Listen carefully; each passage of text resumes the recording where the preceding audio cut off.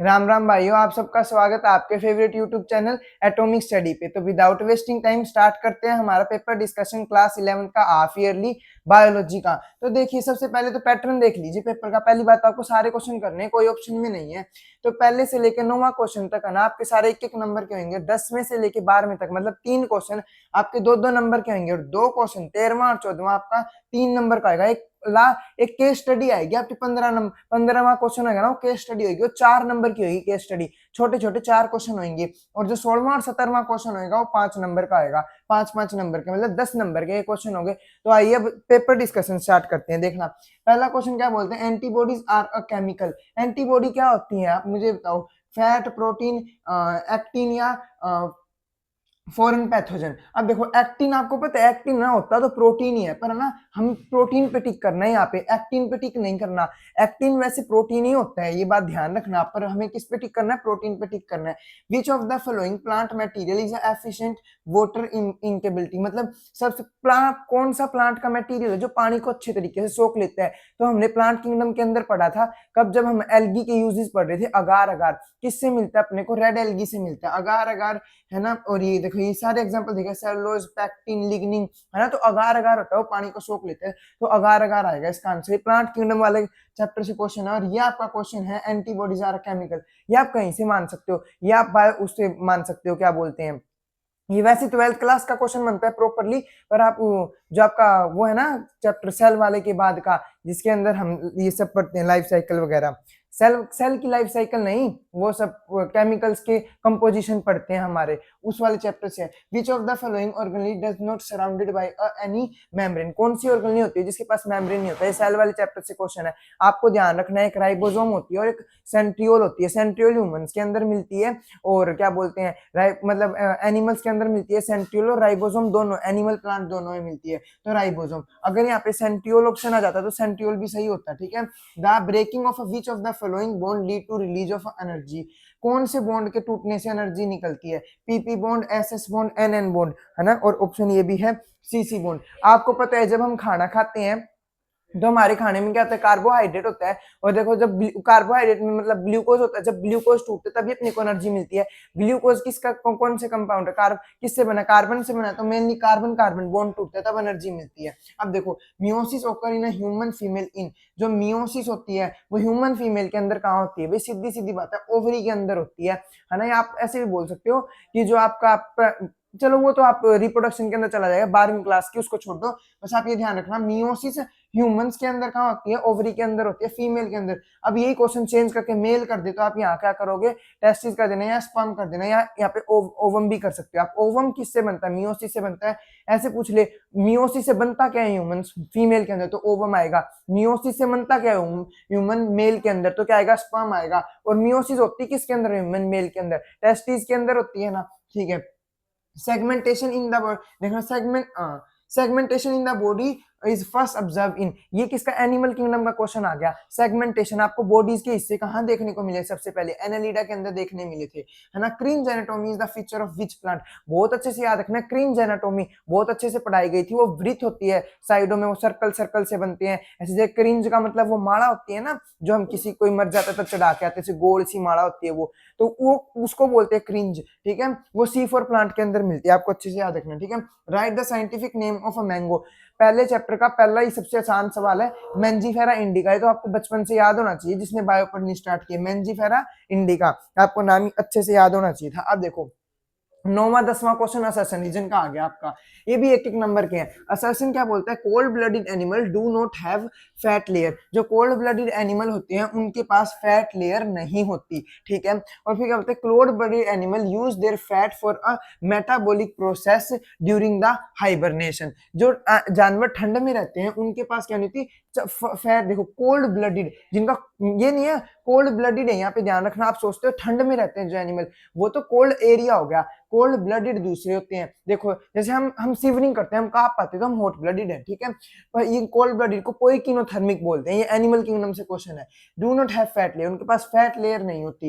Reason क्या दिया इन्होंने, cold blooded animal use their fat for a metabolic process during hibernation, जब वो हाइबरनेशन में जाते हैं, जब ठंड का टाइम आता है तो भालू वगैरह सो जाते हैं ना, तब वो अपने फैट का इस्तेमाल करते हैं अपने गर्मी प्रदान करने के लिए। Both assertion and reason are true but reason is not a correct explanation of a assertion. बात तो सही है कि कोल्ड ब्लडेड एनिमल अपना फैट इस्तेमाल करते हैं, भाई वो तो उसका फैट हुआ, और फैट लेयर नहीं होने का उसका तो कोई मतलब नहीं। आप मेरे को बताओ, आपकी मोटी चमड़ी नहीं है, क्यों? क्योंकि आप फैट इस्तेमाल करते, कोई बात जज की नहीं बनी, तो इसलिए वो कर दिया, रीजन सही नहीं है। देखो 10th क्या बोलते हैं, ये देखना, अब ये 10th अपना ये 9वां सेशन था। अब 10th क्वेश्चन हो गया अपना, why xylem and phloem are called a complex tissue. Xylem और फ्लोएम कॉम्प्लेक्स टिश्यू क्यों है? Xylem and phloem are called a complex tissue because they are made up of more than one type of cell. भाई हमने पढ़ा था, एक तो simple tissue होता है, कॉम्प्लेक्स टिश्यू होता है। सिंपल टिश्यू क्या होता है? जिस टिश्यू के अंदर सारे सेल सेम हो, जैसे कि हमारे पास बहुत सारे एग्जाम्पल, 3 एग्जाम्पल थे, ठीक है। तो वो वाले ये क्या बोलते हैं, स्क्लेरेंकाइमा, पैरेंकाइमा, क्लोरेंकाइमा, इनके अंदर से पैरेंकाइमा, पैरेंकाइमा के जैसे ये टिश्यू है, टिश्यू बहुत सारे सेल से मिलकर बनता है, ये टीवी एक टिश्यू है ना। तो इसके अंदर जितने भी सेल हैं वो सारे सेम है, स्ट्रक्चर वाइज भी और उनके कंपोजिशन वाइज भी। पर कॉम्प्लेक्स टिश्यू का होता है जिनके सारे सेल सेम नहीं होते। जैसे अब जाइलम है, जाइलम के अंदर आता है जाइलम फाइबर आता है ना, और ये अलग अलग टाइप के आते हैं।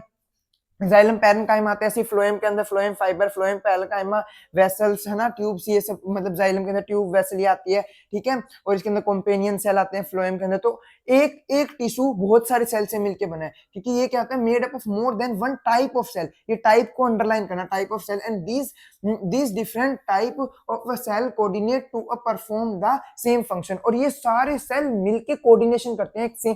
कोऑर्डिनेशन मतलब क्या होता है, एक साथ जुट होना और एक काम को करने के लिए हम बोलते हैं ना, कोऑर्डिनेटेड वे से काम करो, सारे मिलजुल के काम करो, तो वो बात होगी। तो इसके बाद name 3 group of plant that bear a archegonia.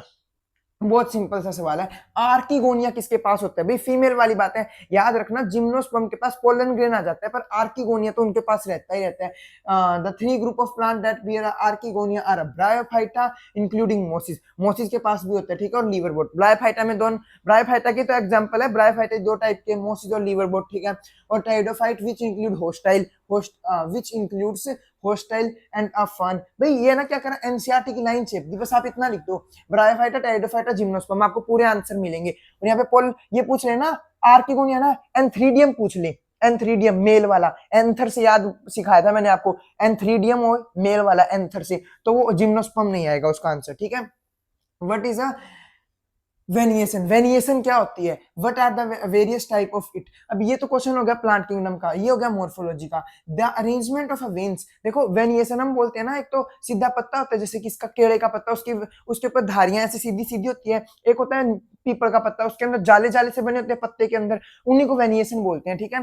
The arrangement of veins, वो होती क्या है? वेन्स होती है, जैसे अपने वेन्स होती है ना, खून लेके जाती है, वो पानी लेके जाती है, ठीक है। ये जाइल मतलब वो सामान लेके जाती है, फूड वगैरह, पानी वगैरह लेके जाती है। The arrangement of veins and veinlet, vein के छोटे हिस्से हो गए ना, उन्हें वेनलेट बोलते हैं। In the leaf lamina is called known as a venation, उन्हें वेनिएशन बोलते हैं। दो टाइप की होती है, रेटिकुलेट, रेटिकुलेट का मतलब होता है जाड़ा, और पैरेलल होती है, पैरेलल हम बोलते हैं ना, दो लाइनें पैरेलल है, बराबर।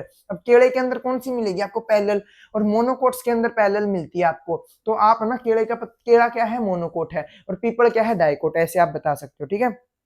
अब देखना, capture right the unique feature of arthropods. Arthropods का यूनिक फीचर क्या है? ऑर्थोपोड के अंदर, ऑर्थोपोड वही, ये किससे? प्लांट किंगडम, उससे एनिमल किंगडम से क्वेश्चन आ गया। 3 अलग अलग मेन फीचर हैं ऑर्थोपोड के, कि उनके पास जॉइंट अपेंडेजेस होती हैं, है ना। ये वो अगले पॉइंट बताएंगे। एक्सोस्केलेटन मेड ऑफ काइटिन, जैसे कि फंजाई का जो होता है, फंजाई की सेल वॉल होती है, किससे बनी होती है? काइटिन से बनी होती है। इनका एक्सोस्केलेटन, एक्सो मतलब बाहर, और स्केलेटन मतलब, देखो स्केलेटन तो आपको हड्डियों का ढांचा होता है ना, पर उसकी बात नहीं कर रहा, एक्सोस्केलेटन बाहर इनके हाथ लगाते हैं ना, जैसे किसी कीड़े के हाथ लगाना, तो कड़क कड़क से होते हैं, है ना। तो वो किसका बना होता है? काइटिन का बना होता है, ठीक है, ये बात याद रखना। इनकी लेग्स कैसी होती है? जॉइंट होती है, और कंपाउंड आई होती है, और इनके ना, इनके पास मोज़ेक विजन भी होता है। कंपाउंड आई का मतलब पता है क्या है? जैसे इनको ना एक चीज 10-10, 20-20 दिखती है, जैसे कॉकरोच को दिखती है, ठीक है, ये बात याद रखना। डिफाइन द फॉलोइंग टर्म, इनको समझाओ। पहले चैप्टर का क्वेश्चन है, क्लास, फैमिली, ऑर्डर, जीनस, इन सबको बताना आपको। इसको पहले ना स्क्रीनशॉट लो इस चीज का, मैं देखता हूँ वीडियो से चल रही है ना, हाँ वीडियो से चल रही है, ठीक है। इनका देखो, इन क्लास बताना आपको, क्लास क्या होती है? हमने कैसे याद किया था? कल्लू पहलवान, देखो कैसे याद किया था, 1 मिनट रुको,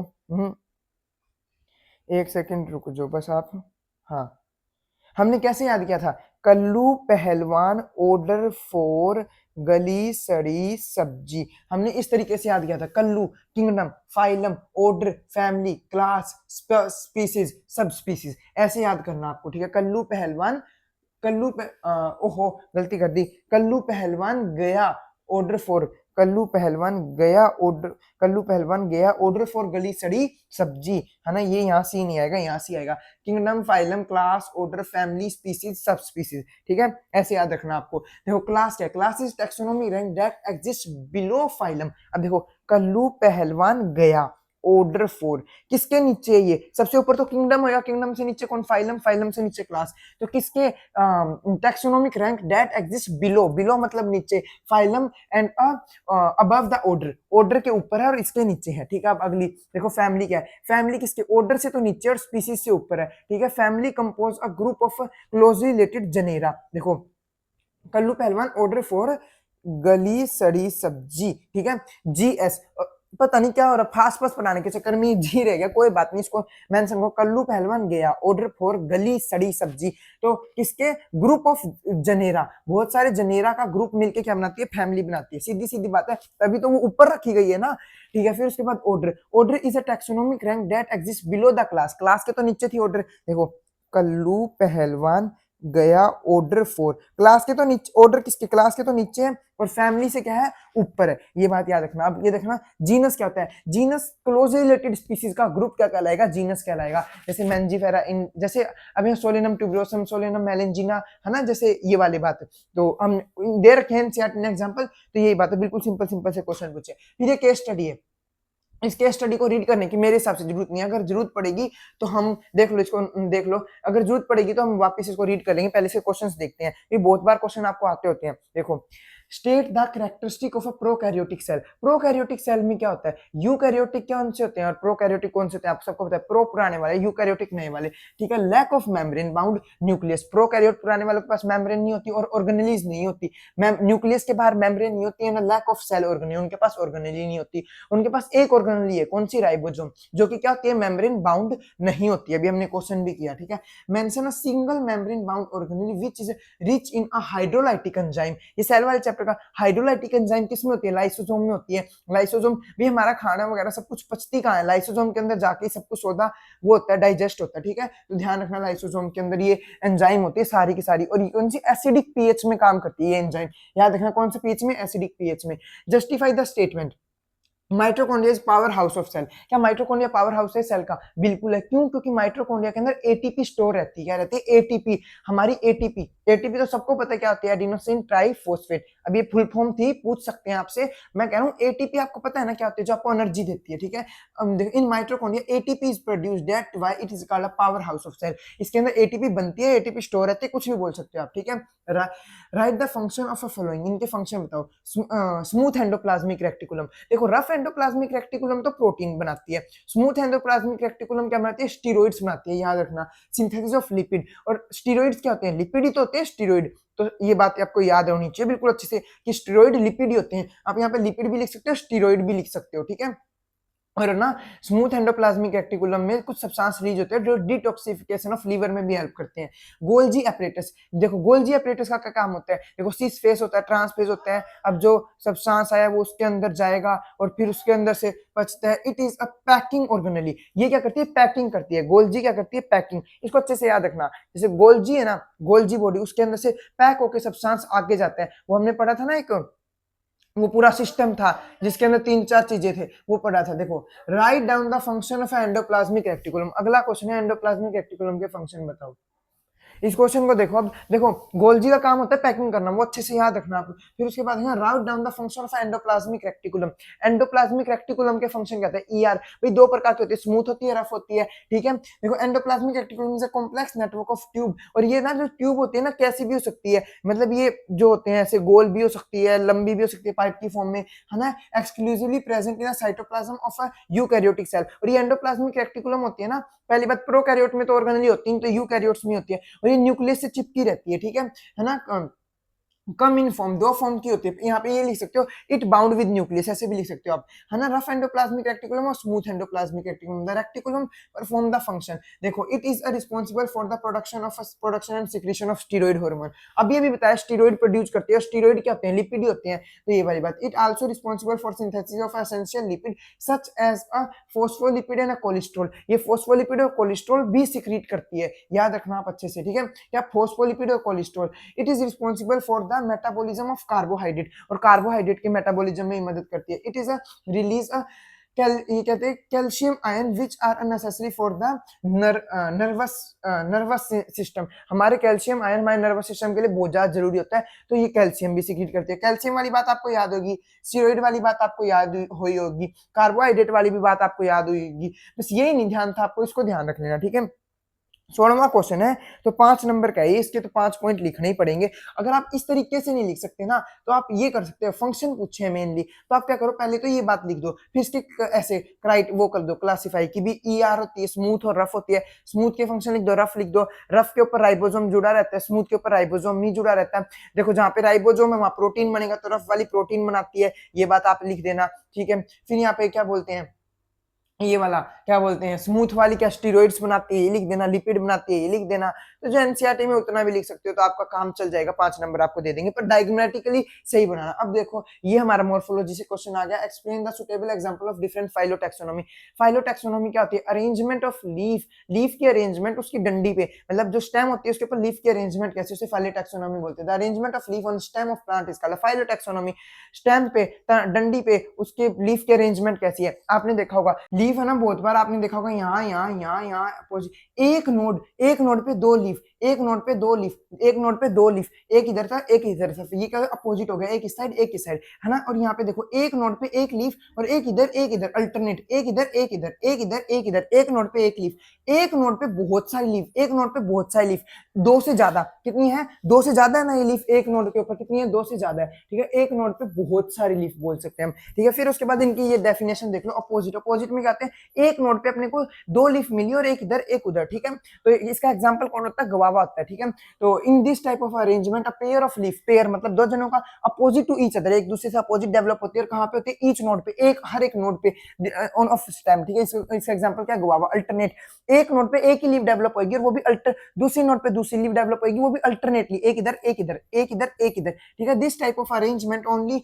one single leaf develop at each node, एक नोड पे एक ही लीफ डेवलप होगी फर्स्ट टाइम, अल्टरनेटली अल्टरनेटली, एक इधर एक इधर। एग्जांपल रोज, है ना। वोलरेट, वोलरेट एक नोड पे बहुत सारी लीफ डेवलप होगी। In this type of arrangement more than 2 leaf develop at each node, हर एक नोड पे एक से ज्यादा लीफ डेवलप होगी और first time to form a whorl. Whorl देखो, वोल क्या होता है, गुच्छा होता है, whorl of a leaf. Example क्या इसका, सनफ्लावर है। तो आई होप आपको ना पूरा टॉपिक अच्छे से क्लियर हुआ होगा, पूरा पेपर हमने डिस्कस कर लिया, आराम से डिस्कस कर लिया, पेपर के अंदर फोड़ के आना। मिलते हैं अगली वीडियो के अंदर, हिंदी इंग्लिश तो आपको देखनी पड़ेगी, फिजिक्स केमिस्ट्री भी देखनी पड़ेगी, तो अगली वीडियो के अंदर मिलते हैं। तब तक इसका स्क्रीनशॉट लो, फटाफट पढ़ते रहो, आपके favourite YouTube channel atomic study से जुड़े रहो हमसे। बाय।